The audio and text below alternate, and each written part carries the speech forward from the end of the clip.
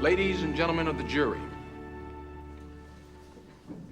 forget everything you've seen on television and in the movies. There's not going to be any last-minute surprise witnesses. Nobody's going to break down on the stand with a tearful confession. You're going to be presented with a simple fact. Andrew Beckett was fired. You'll hear two explanations for why he was fired, ours and theirs. It is up to you to sift through layer upon layer of truth until you determine for yourselves which version sounds the most true. There's certain points that I must prove to you. Point number one, Andrew Beckett is a brilliant lawyer, great lawyer. Point number two, Andrew Beckett, afflicted with a debilitating disease, made the understandable, the personal, the legal choice to keep the fact of his illness to himself. Point number three, his employers discovered his illness. And ladies and gentlemen, the illness I'm referring to is AIDS. Point number four, they panicked.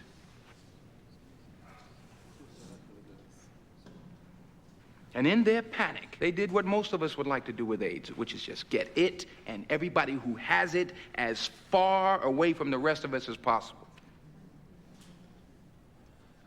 Now, the behavior of Andrew Beckett's employers may seem reasonable to you.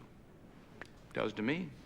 After all, AIDS is a deadly, incurable disease. But no matter how you come to judge Charles Wheeler and his partners in ethical, moral, and in human terms, the fact of the matter is, when they fired Andrew Beckett because he had AIDS, they broke the law.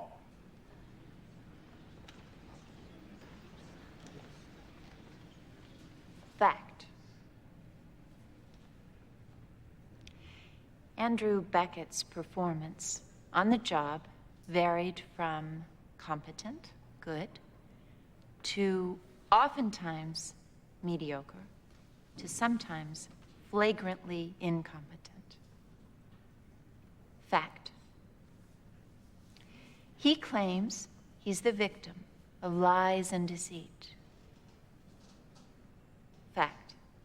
It was Andrew Beckett who lied, going to great lengths to conceal his disease from his employers. Fact. He was successful in his duplicity. The partners at Wheeler did not know that Andrew Beckett had AIDS when they fired him. Fact. Andrew Beckett is dying.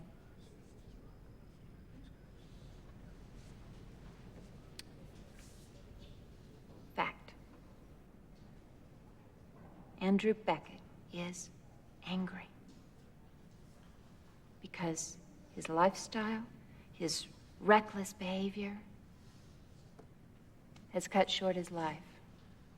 And in his anger, his rage, he is lashing out. And he wants someone to pay. Thank you.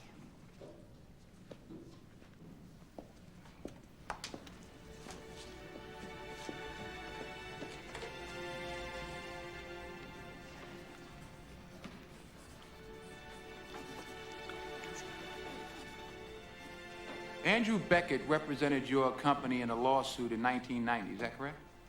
That's correct. Were you pleased with his work? We were satisfied with the outcome of the litigation. Satisfied. Mr. Laird, when I approached you about being a witness at this trial, you gave sworn testimony in a deposition, is that correct? That's correct. In that deposition, you said that you were impressed and delighted with the quality of Andrew Beckett's work. Do you recall saying that?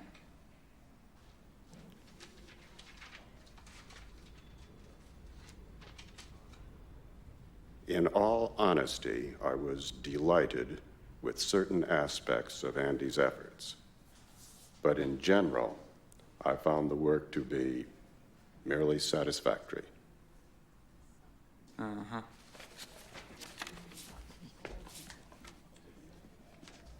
Do you agree that a bologna sandwich is a satisfactory meal, whereas caviar and champagne, roast duck, and baked Alaska, that might be considered a delightful meal? We object.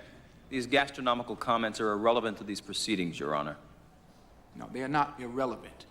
Your Honor, 5 months ago, this witness characterized Andrew Beckett as caviar. Now he's calling him a bologna sandwich. I think that the jury is entitled to know what powerful force has caused him to change his mind. He hasn't changed his mind. He's amplified his answer. Objection sustained.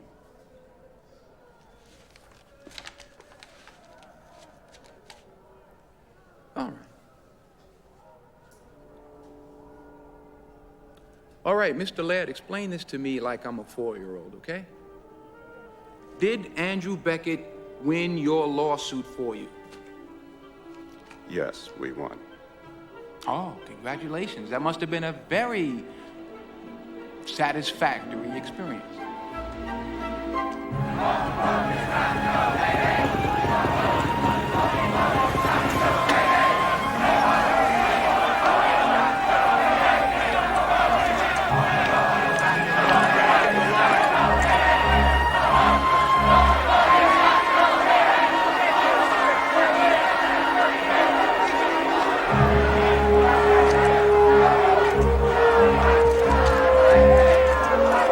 Ready, Mr. Beckett? Get ready, here they go!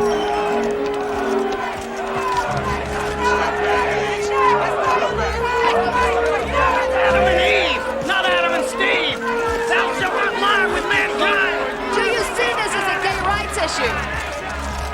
I am not political. I just want what is fair, what is right. But you are gay, aren't you? Well, I don't see how that's any of your business. But yes, I am. Totally irrelevant. Doesn't matter. Do you think that homosexuals deserve special treatment? Hell no. Standing here in Philadelphia, the city of brotherly love, the birthplace of freedom, where the founding fathers authored the Declaration of Independence. And I don't recall that glorious document saying anything about all straight men are created equal. I believe it says all men are created equal, Angela. Thank you. Goddamn As far as someone being fired in a law firm or a business, if we found that their action was discriminatory, they could no longer do business with the city. Thank you, Mayor.